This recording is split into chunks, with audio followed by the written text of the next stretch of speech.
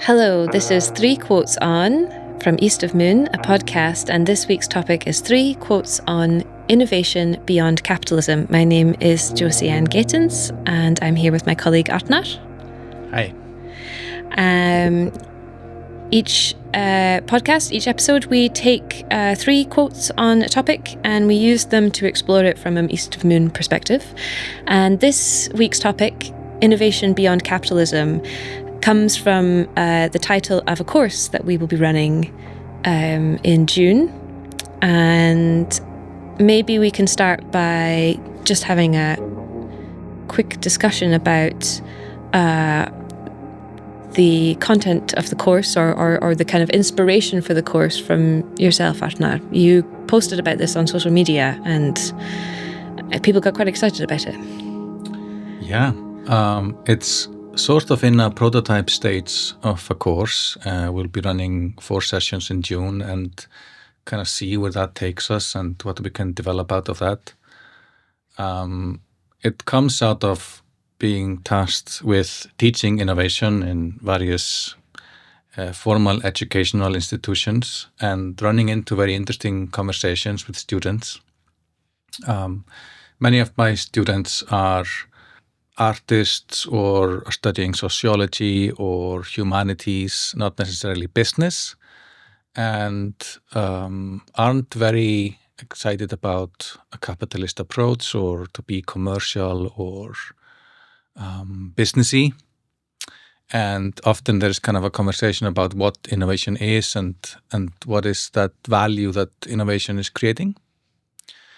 And so I started to think about, like, what if I would develop a course specifically about this? And this isn't being taught as part of any university or any formal institution. It's just sort of something we are developing ourselves. And maybe what is pushing me or galvanizing me to do this is sort of that period that we live in, where it seems to be the tech industry, the feudal tech lords, the big tech, the billionaires in Silicon Valley that have sort of like taken the lead in thinking big about the future. We have people like Elon Musk talking about colonizing Mars.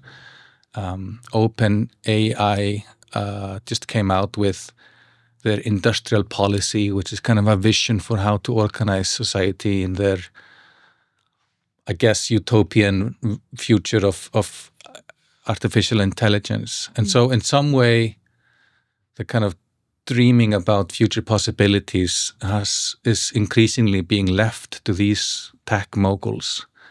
And I don't think they should necessarily be the ones that are leading that conversation, or I think like that should be in the sphere of artists and creatives and labor unions and intellectuals and workers and so forth. That should be the part of society that is kind of thinking, big about what we can change in the world. It's a big topic, and we're going to start to get into it with our first quote, which in itself is big. But this one it is easier to imagine an end to the world than an end to capitalism. It's a quote that was popularized by Mark Fisher, but has been attributed to both Frederick Jameson and Slavoj Žižek. I think this rings true for a lot of people, myself included, in the sense that the version of capitalism that we live within and under is very pervasive, and it touches all parts of our lives. And unless you were born in a different time, in a different part of the world, it's all you might have experienced. We also grew up in the part of the world that we're in the West, with a lot of horror stories about other versions of social and economic organizing. So then using that imagination and that creativity to consider different possibilities, whilst it's not beyond the realms of imagination, it does feel fantastical or utopic or impractical. How do you feel when you read this quote? Like, you're obviously in the space of imagining different ways of being and organizing. How does a quote like this, how do you react to it? Yeah, I don't know precisely how Mark Fisher was using it, but I found it an exciting quote. It is interesting why, again, we can think about the world being destroyed by climate change or a meteoroid or sort of like we have this narratives of disasters, of catastrophic changes and things like that. But we have a hard time thinking about doing things differently than capitalism, which is probably very different from the 20th century, where there was like an active project of thinking like, how could this be different? And I think a lot of just activism and social critique is very much in a kind of a individualized framework today. I don't know if we still live in like a postmodern world, but there is this, when we learned about postmodernism in school, we'd learn about how the grand narratives had been kind of abandoned, this kind of big conversations about where humanity is headed. Right. And just historically, like capitalism has been the sort of dominant system of the world for maybe 200 years. It's been around for longer. And, humanity has been around for a long time. And so it would be very strange if this system would be like the end point, like, oh, we've gone through all these transformations and different ways of organizing stuff and different ways of doing stuff. Like if you think about man as this naked ape that roams the world and adapts to pretty much everything, like it can live in the Arctic, it can live in the Sahara Desert, it can just kind of transform itself and adapt to whatever circumstances there are. That there would be this one system that's just like, okay, we've got it now. This is just going to be like that. It sounds quite unlikely. Now, whether whatever replaces it is going to be like people imagined or thought about or envisioned or anything like that, that's a totally different story. Or if it's going to be better than capitalism even. Those things are quite up for debate. But yeah, the idea that it's just an endpoint seems kind of unlikely. I like the wording. You kind of touched on this already, but this idea of the role of imagination in the space of considering, I mean, we talked last episode about those of us who have gone down pathways where we don't spend time often with numbers, or we're artists, we're not economists, we're not politicians, but there are these links and always have been between those who are working in creative fields and policy and future thinking and creating goals for humanity and society. That I feel, like you have said, I feel that that some of those ties have been severed in the last maybe 50 years. But that we have to re-engage in this way. We have to engage with it creatively. We have to make it an artistic project to envisage a better future. It can't just be left in the hands of people who are tallying up spreadsheets and reporting company profits, because that way of envisaging the world has been shown to be short-sighted in terms of the well-being of everybody and the well-being of the planet as well. And when you think about this as a kind of a project of imagination, What are some of the ways in which you can potentially perceive the role of those of us outside of economic or political frameworks to engage with this project? Yeah, so when you ask about being outside of economic and political frameworks, I think what you mean of being explicitly within them, but of course we're all part of an economy and politics and everything. You remember we were once visiting the Barbican Center in London, and it's kind of a crazy visionary project of making better housing and neighborhoods and just kind of using architecture to make a better world. The popular imagination isn't captured by this anymore to the same extent of dreaming big and making something big. And I think it somewhat is because we've accepted that society is an optimizing game and that, we turn on the television and we listen to economists explain why we can't have nice things because there isn't a magic money tree. No, there isn't a magic money tree. There might be inflation. Money number has gone up by 0.3 points, and another number has gone down by 0.6, and therefore we can't do stuff that we might need.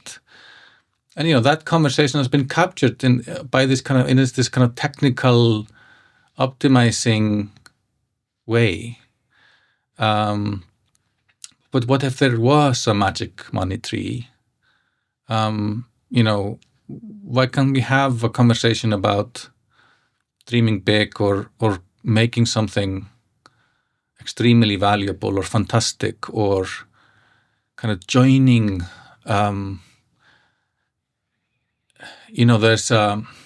There's two quotes sometimes put together. One is from, I think, André Breton, which is that surrealism is the resolving the contradiction between dream and reality. And then another one by, I think, Lenin, which is revolution is resolving the contradiction between the possible and the impossible. This is that quote from Mark Fisher, we can imagine the climate, changing to such an extent that it might be uninhabitable in this country. And it might be so because of the currents changing and the world being in such a dynamic state that we might not be able to live in Iceland anymore. So we can see how that can happen, but we can't have a conversation about how we might organize the economy in a drastically different way and do things differently in that way. The title of the course is Innovation Beyond Capitalism. And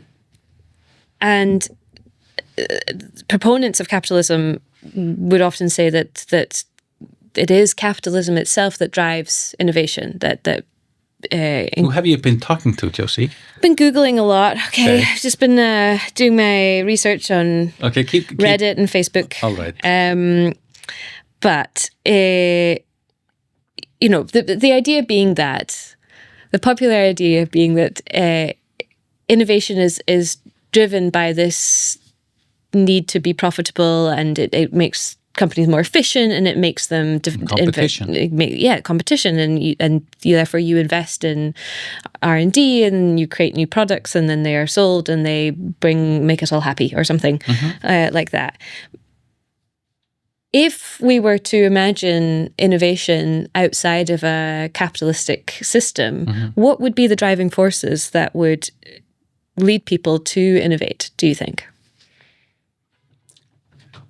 Well, imagination, and some kind of desire to create things that haven't existed and feel better and express ourselves in the fullest way and, whatever.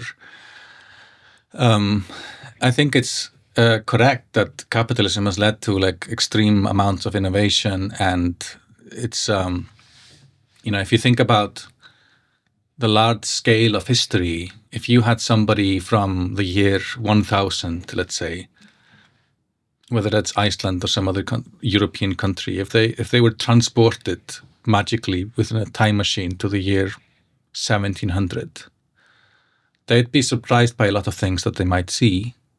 They'd wander around, they'd quickly find the farmer, and they'd, understand pretty much what the farmer was about. Like they'd have grain and sheep and, live off that and send some of it to the market, but more or less like in those 700 years, life would have changed a lot, but not drastically so.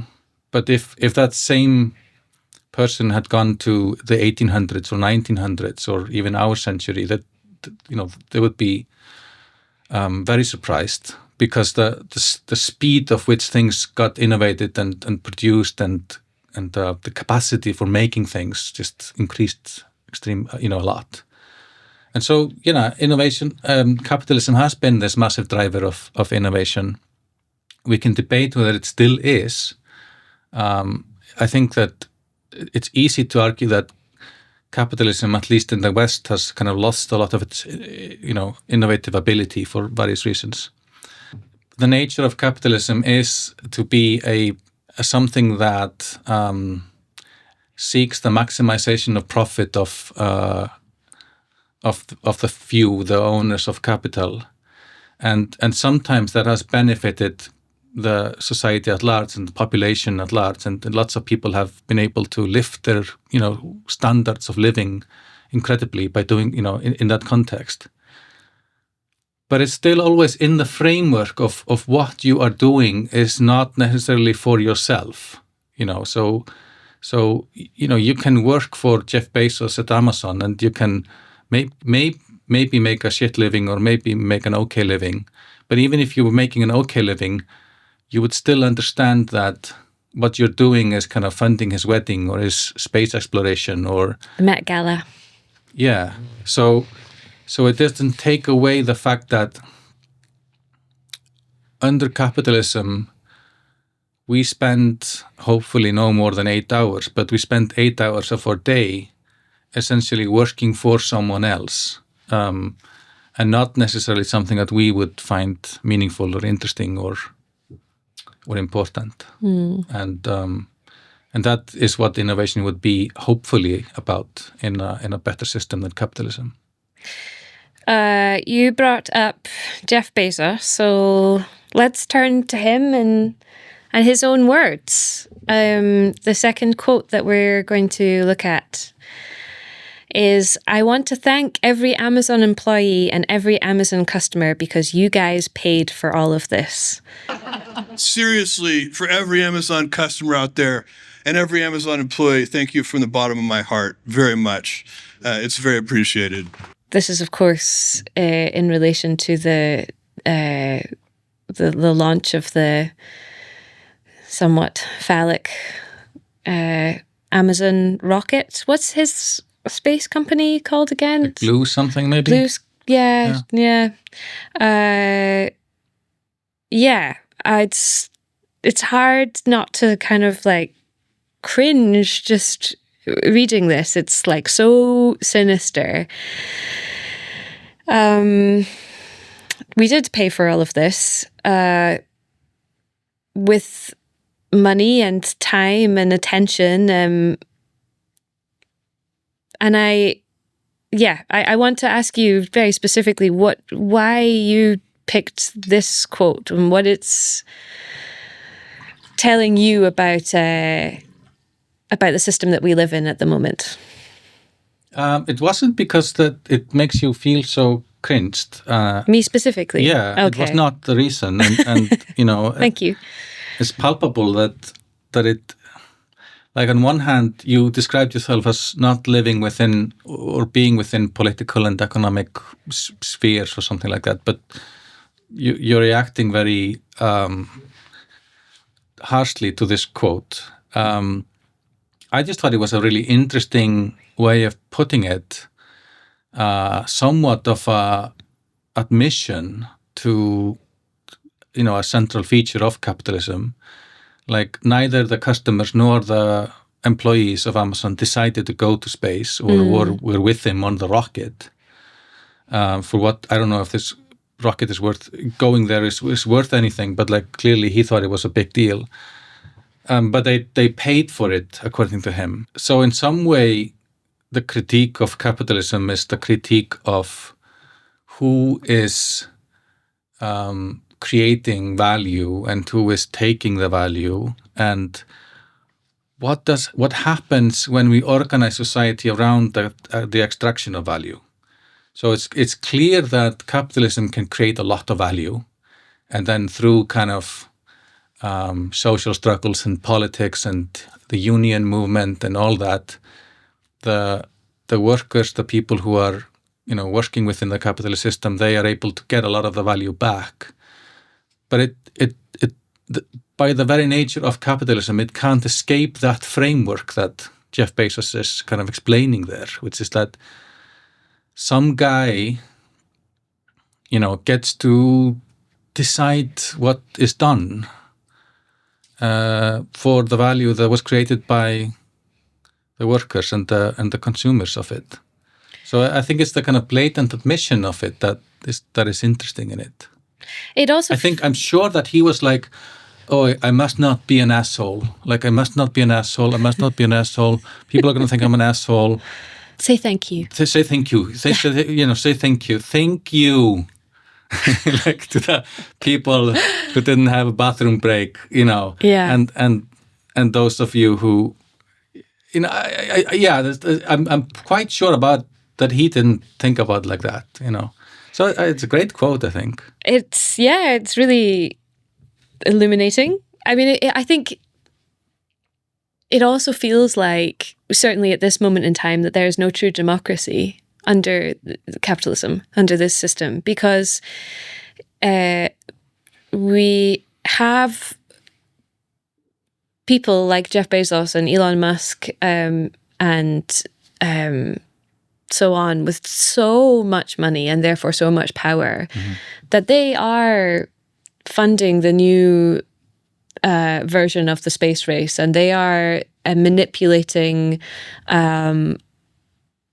our political leaders, to be able to extract favorable conditions for them to continue to make money and continue to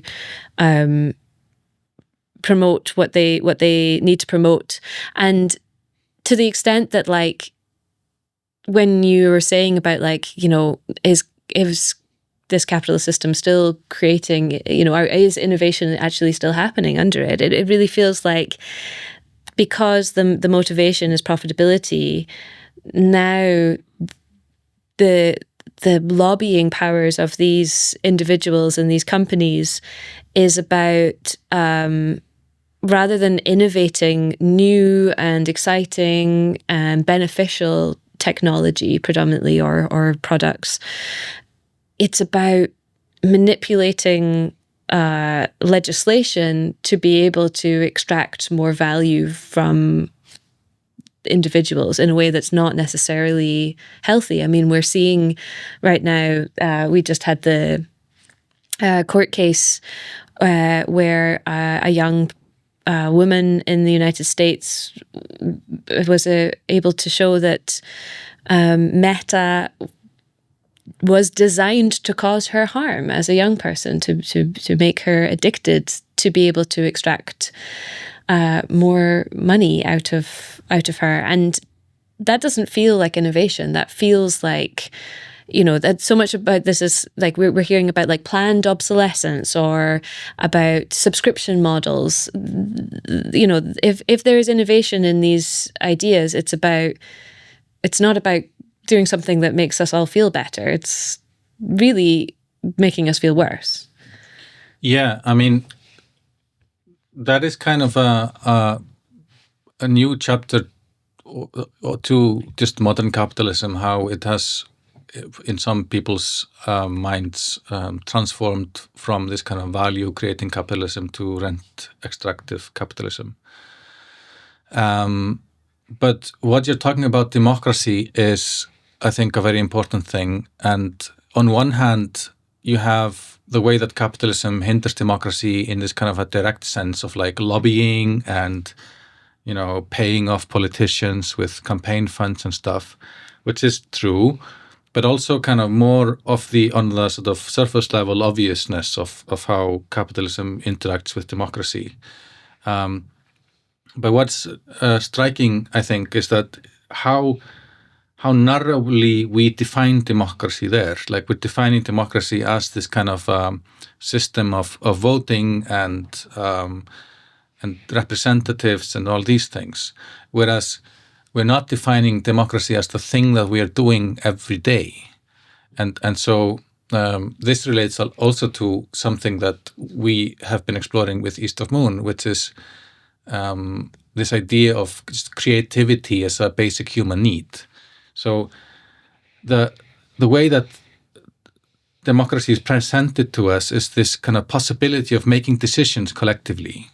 Sometimes, you know, every 4 years, and sometimes when people want to be extra progressive, like we can vote a lot of times. But as creators, and whether we're artists or otherwise, I think we all understand instinctively that the process of creating something, and that applies to society at large, is a process of iteration and experimentation and trying out things and being part of the process. And it's not just about like making decisions about certain things, but that is the alienated world that capitalism gives us, is in that, you know, you can go work for Jeff Bezos and then buy from him on Amazon, and you can be a worker and a consumer. And in both of these modalities, you are not part of that kind of creative process of what gets made, how does it get made, for what purpose does it get made. And then you can go every 4 years and you can vote about something. And obviously that's valuable and can change things. But what I'm getting at is that built into the nature of capitalism is this alienating thing of like Jeff Bezos gets to go to space and decide that that was important, and you get to work for him and buy his stuff.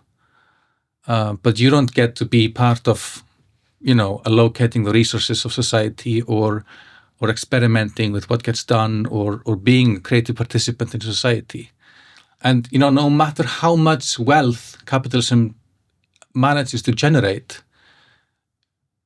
if there is a society in which people can freely be creators and be the stewards of what gets done and how it is and be a creative participant in it, then it is not capitalism anymore.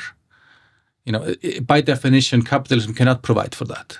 It could provide for a lot of wealth, but it could not provide for like people being free agents in doing things, because that's not the model that it provides. Jumping to be the kind of devil's advocate again, you know, there is, just so that we can go through the process of talking this through, there is this idea that the sort of democratic mechanism on these companies, so to speak, is the purchase of their products or not. Like you can choose to buy from Jeff Bezos, or you can choose to buy from elsewhere, and you can decide that you want a Tesla, or you can say, no, I'd like to have this model of car instead. This is the way in which it's presumed that we do have a say as individual consumers on this, free marketplace. Yeah, and I mean, individual here is quite an important word, and for sure, if you had all the time in the world when you enter the supermarket with your trolley to research, you know, different types of peanut butter and stuff, you could certainly have some influence on that. But I don't think this is a creative process by which to shape things, to like vote on this kind of atomic level. You know, if people were to come together and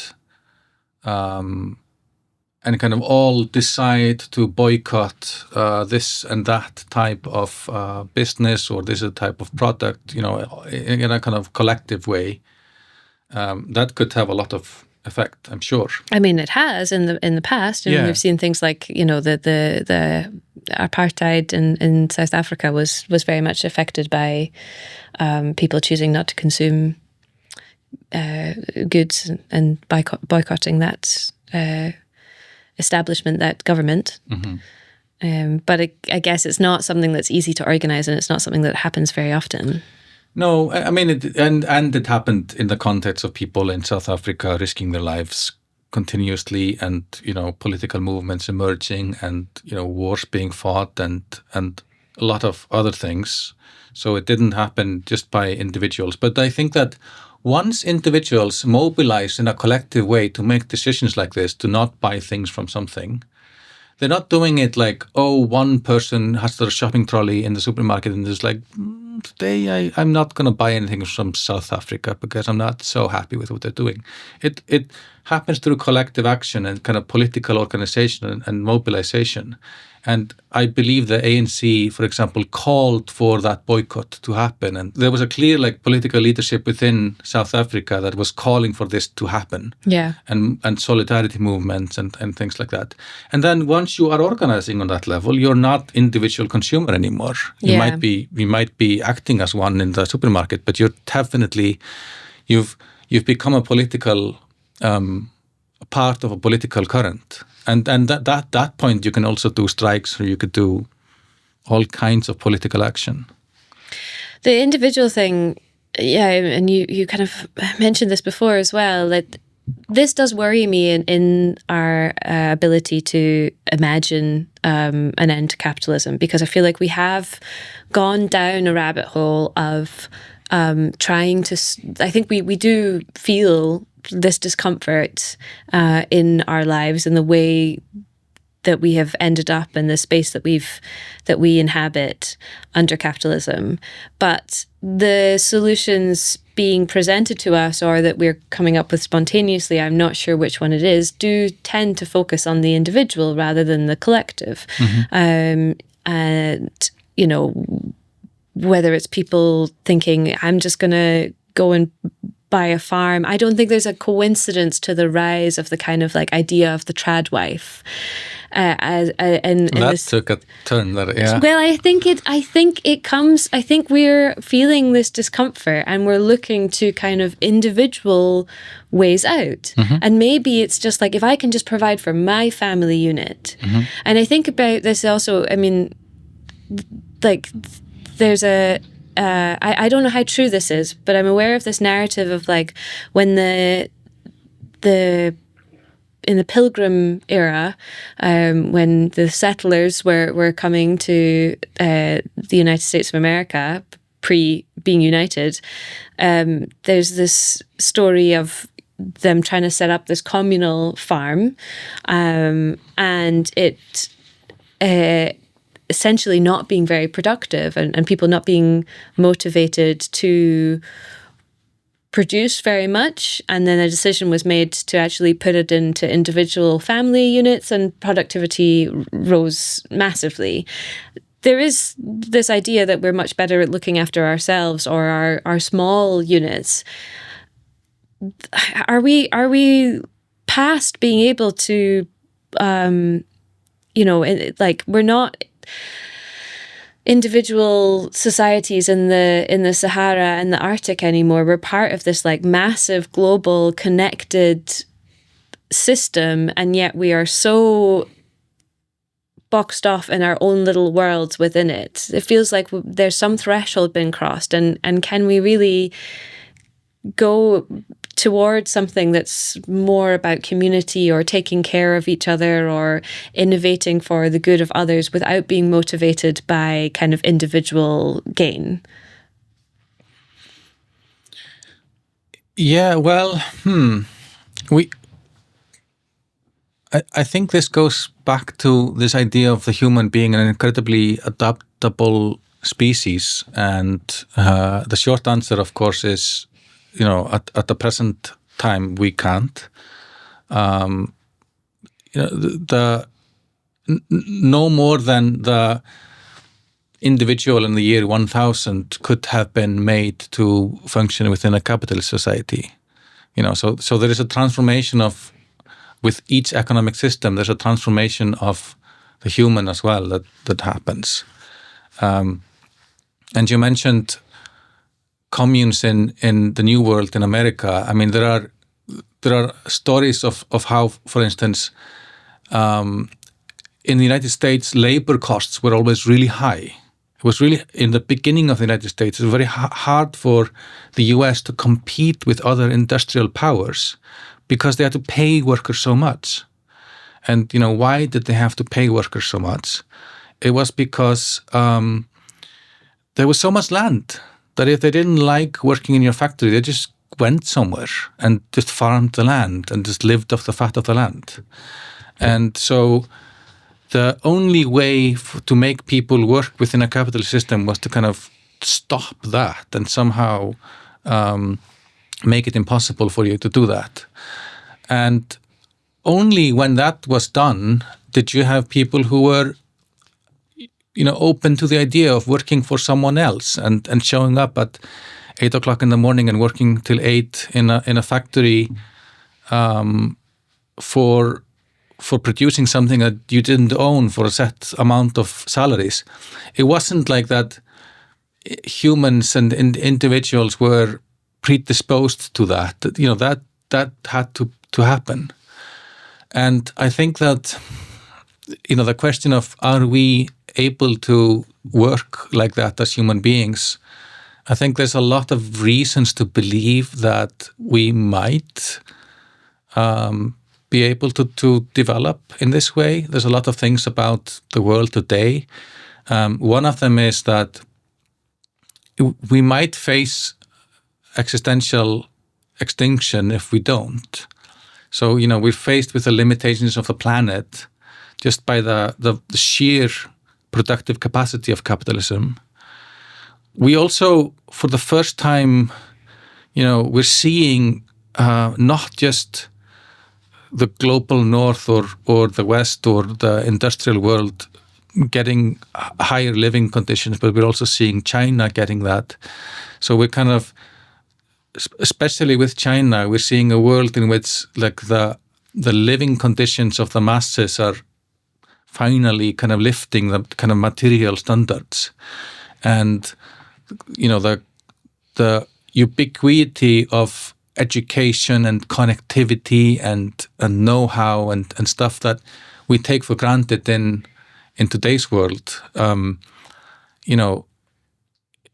200 years ago, you were faced with a society where 80% couldn't read or write.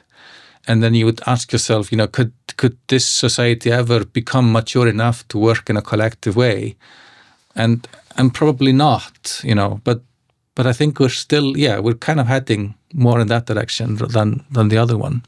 Let's go to something perhaps a little more hopeful. Go to our last quote, which is from Che Guevara, 1962. "Cybernetics is a branch of science that exists and that should be used by man." Yeah. Okay, this is obviously coming out of context and a conversation. Yeah. And I don't know how valuable it has been for the listeners to just listen up to a conversation about capitalism. And this goes back to the sort of innovation beyond theme. Mm-hmm. And what I was trying to do was to place us in a time and space where technology was still seen as like a liberating force and a potential. And as new technology emerged and computers and networks, where there were still people that looked at that and were like, that's amazing, this is going to help us organize society in a different way. Mm-hmm. Whereas, the discourse that we are in now is in the complete banalities of like, oh, look how much, this is going to help startups make lots of money, or how this is going to, increase the profits of the private venture capital firms or something to that extent. And I think there's a very interesting time in the 50s and 60s and 70s where people are looking at computers and thinking like, yeah, this can liberate us. And it almost feels naive now, because what we have seen is how technology created people like Bezos and Musk, and what programmers and engineers and designers have been pondering over for the last 10, 15 years is not necessarily like, how can we do more things and do more interesting stuff with this and make people's life better.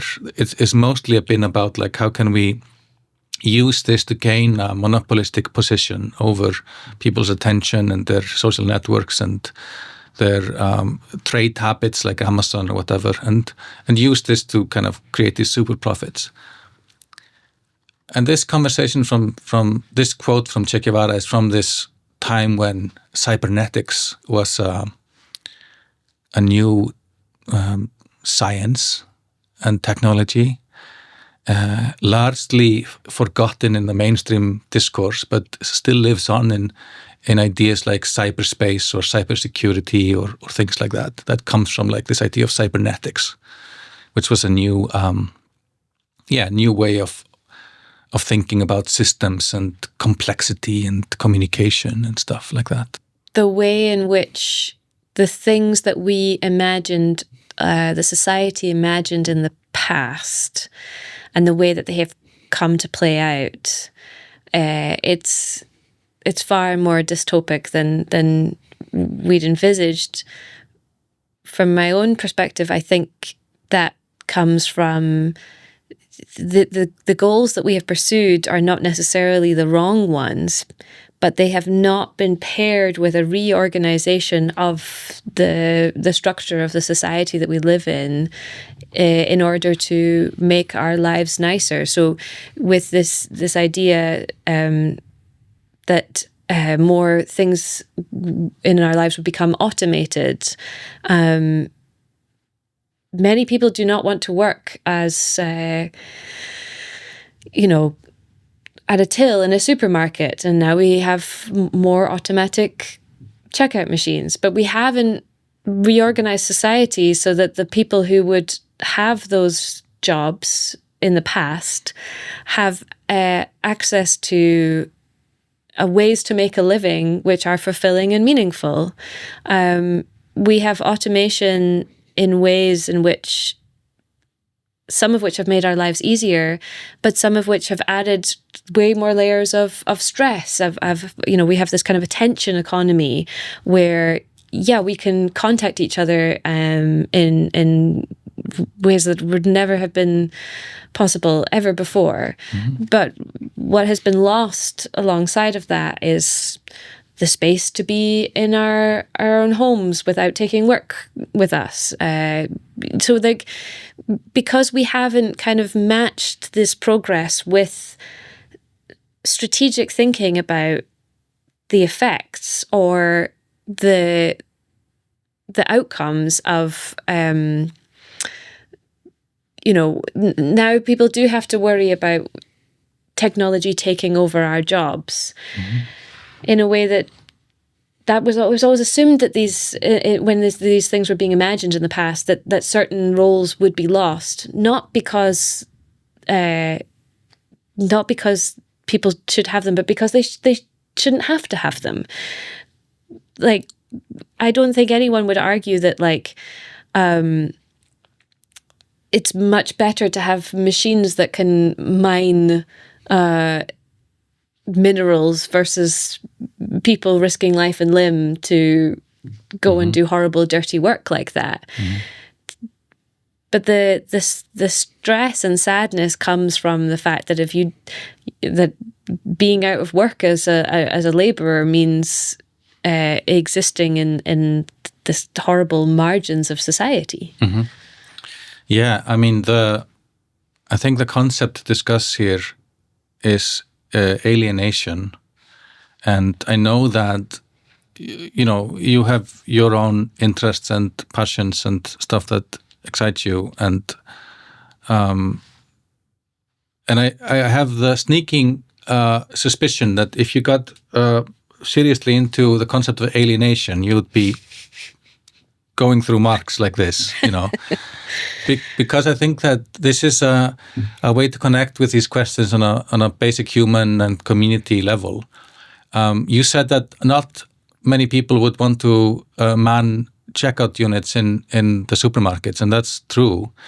But nonetheless, if you think about somebody who worked at a grocery store in a small neighborhood, a small grocery store in a neighborhood, and was the center of that neighborhood and knew how to provide, the nice type of raisins, and would chat with the neighbors when they came in, or the kids when they came to fetch the groceries.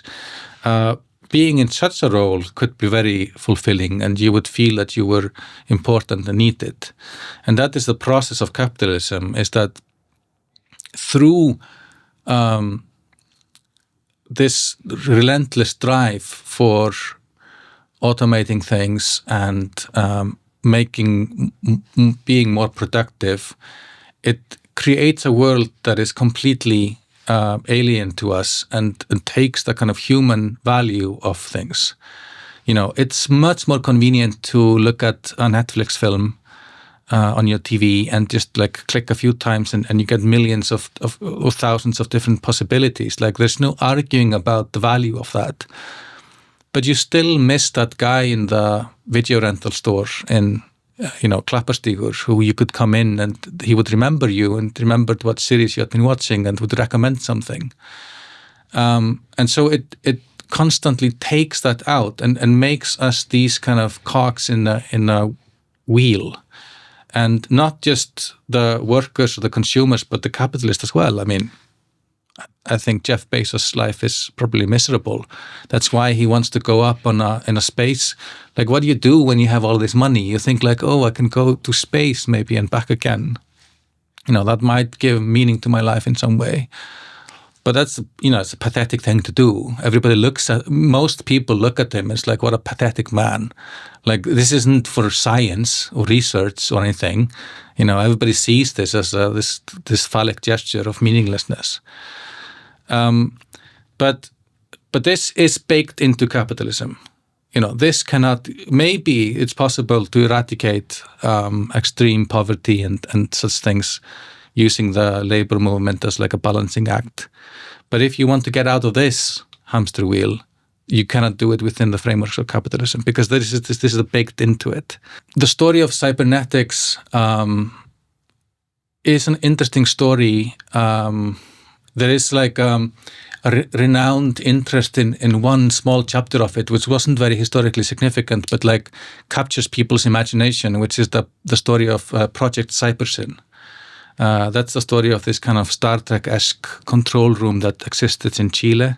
This was in 1970. I think the reason why people are excited about Project Cybersyn today, and there's podcasts about it and books, is because it was kind of it's dubbed as the kind of socialist internet. And in Chile in 1970, there was a guy called Salvador Allende who was elected president, and he was a socialist, but a rather moderate one. He had connections with Cuba, but he was still kind of one of those, not this kind of let's change everything over a day guy.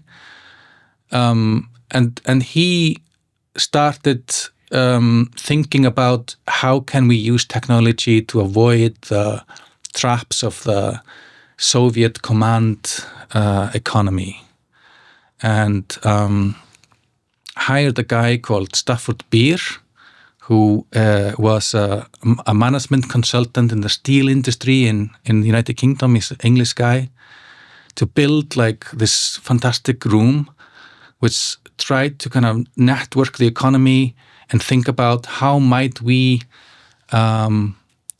use technology to run things differently, and use it in this kind of cybernetic way of seeing.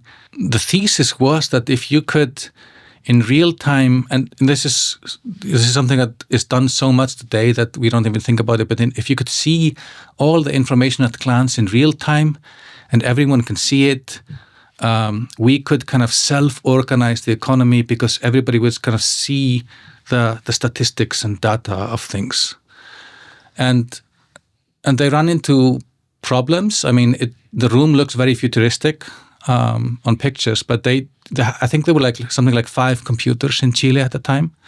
So they had to kind of replicate this model with telex machines, which is a very antiquated version of like fax technology. But they still started building this. And then they run into sort of very interesting conversations about democracy and about like how to enable popular input into this. And they started experimenting with like, what if like the president talks on TV and people have like buttons at home and they can press it to say if they kind of agree or disagree. And so they were like thinking this through, all these kind of likes and this real-time feedbacks, but from a perspective of building something different than capitalism. So now people, of course, seeing the dystopia that Silicon Valley has created, they're like, what if this would have been able to live? But it didn't live, and the government of Allende was overthrown in a coup. It was very violent and a lot of repression, and this experiment was dismantled. And that is part of the story of how, technology and innovation, and why there might be a case for thinking about innovation beyond capitalism. It is part of the story of like innovation and technology never gets to develop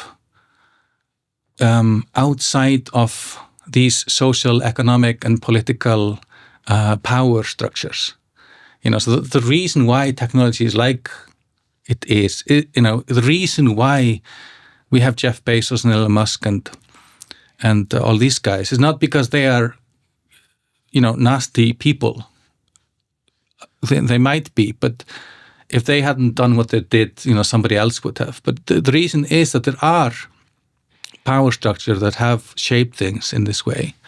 And that's why it's so important to think about, like, could we approach this differently? Could we think about innovation and technology and developing new things in a more kind of a human way under other premises? There are many people, even now, who are developing things, who have created startups that have kind of social issues or climate issues or so on at their core of their idea. What, like, is there a way for these kinds of processes or systems to live alongside each other, or No. Why? I mean, I kind of suspected that would be the answer, but I think the reason I'm asking this question is because you're often brought in. I mean, part of the reason you're developing this course is because you're not doing any formal teaching this semester, but you're often brought into spaces where you're asked to advise on social entrepreneurship or, kind of, like you say, you're teaching business development to artists. You have founded a startup before, so you've been working always in this kind of intersection between these kind of social ideas and this need for kind of like change or care or something, and the entrepreneurship startup economy. And I want you to explain how that's working at the moment and how it's also not working. Yeah, I mean, my definitive answer was, of course, a little bit of a tongue-in-cheek. On one hand, everybody's trying their best and trying to carve some interesting, exciting, fulfilling, nourishing space in whatever circumstances they are. And many of them might define themselves as like social entrepreneurs or making things. And if we do and we make something as valuable and interesting and and then it's not taken away from it. Like, it is what it is. If we want to make a hafnar.haus or be an artist collective, changing things or inventing stuff or writing or like we use whatever space we have to make whatever is nice and valuable to us, and there's nothing wrong with that. I think that posing social entrepreneurship without politics is probably a kind of won't get us very far. I think that if we live in a world where the private enterprise and finance capital is so supreme, they will take up the space that they can, and they will have the resources to kind of destroy or sort of, like win you in that game. So the idea that you can play the game of capitalism and win the capitalists without becoming a capitalist, I don't fundamentally believe in that. So often the space for social enterprise is in things that aren't necessarily viable economically. So unless there is some sort of a public subsidy or public policy or some action by the state. It took centuries for capitalism to emerge, and it coexisted within many different systems. So I very much believe that we can start experimenting with whatever might replace it.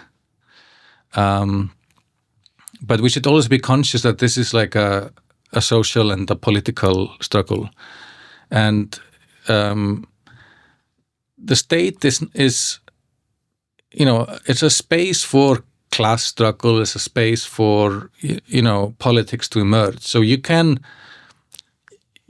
demand from the city that they make available spaces for artists, for example. And then, if you're strong enough and you mobilize enough or do like that movement that you referenced in South Africa, you can make headway and achieve that. But it didn't usually happen because you were better at startupping than the venture capitalist backed competitors. So what I don't believe in, I always think that what space we have to make something interesting and valuable and novel and into a different direction than extraction, it comes from the political environment, and it comes from the kind of balance of forces within society. This course that will be running in June, who do you think it's for, and what would you like them to take away from it? Ooh, good question. Finally. I just threw this around. I even put it on LinkedIn, which is kind of weird because I don't know if you're supposed to talk about this stuff on LinkedIn. But this is an experiment and it is a prototype, so there's many things I don't know about it. I suspect that there's lots of people who are making creative things and innovative and, find themselves maybe even making companies or some sort of collective or organizations that are critical and are thinking, by its very nature, the idea of innovation is like taking the status quo and coming up with something new and not accepting how things have always been done. So it's a little bit in the nature of a creator to ask critical questions of the world and society. At the moment, we are funneling those types a lot into a very business-oriented space. And people sign up for all kinds of accelerators, and the first thing they learn in the accelerator is that their measure of success is like being invested in and going through that ladder that is on the terms of finance capital. So I hope that people might join this that are somewhat uncomfortable with that and want to think about stuff differently.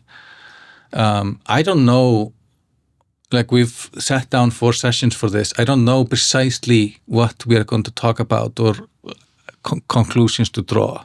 I suspect there's like topics to think about and look at and study, but this isn't going to be like, this is not a course that entails a solution. Like it's not a political act either.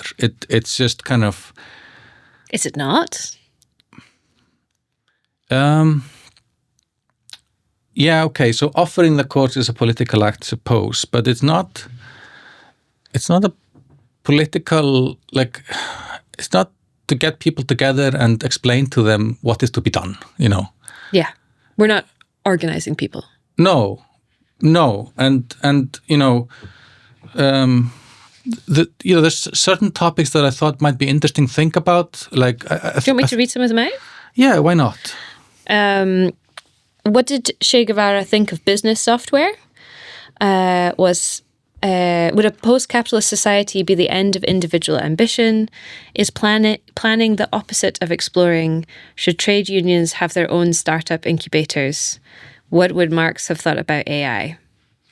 Right. So those are genuine open questions. Those are not like, we will explain this to you and then, what to do. The Che Guevara business software thing we talked about a little bit before. Like Che Guevara was studying how, so when the Russian Revolution happened, capitalism was much less developed. Now, and even at the time of Che Guevara, what he discovered when they took over US corporations, they discovered that they were actually extremely centralized. And they had started to use cybernetics to run operations, economic units that were like far bigger than entire economies. So one of the paradoxes that they discovered was that in some way, multinational corporations in the times of the 60s and the 70s had already become extremely centralized. And they used cybernetics to organize. So if you think about like the charts thrown at sort of Stalinist command economies that are very centralized, in fact, capitalism has taken this to the extreme. So we're all using the same WhatsApp around the world, which is kind of controlled by one company. And, so these ideas and assumptions that capitalism means like distributed and not organized or not centrally planned, these don't really hold up to scrutiny anymore. Same with Marx and AI, of course. Marx was someone that explored automation and explored human work. And I think also some things that people are looking at is like, the lead in technological development seems to be happening in China these days. And China definitely is like integrated into the world market and acquired lots of characteristics of capitalism, but more like state capitalism in some way. So I think there's an interesting conversation to be had about that. We're still using assumptions about how to organize innovation at times when, the big leaps are happening in a very planned way. These are just genuine open questions about what we might explore if we were to challenge ourselves to not necessarily be bound by the framework of this particular modality. I mean, I personally would really like to know what Marx would have thought about AI. So I hope there's. Would you? Yeah, I think that would be. I'm going to attend just so I get some kind of answer on that. Are you attending? Yeah, I think I will. Yeah? Yeah, I quite like to listen to you talk. And if you'd like to listen to both of us talk, you can tune into the next episode of 3 Quotes On. We'll be coming to you in all the usual ways on podcast feeds.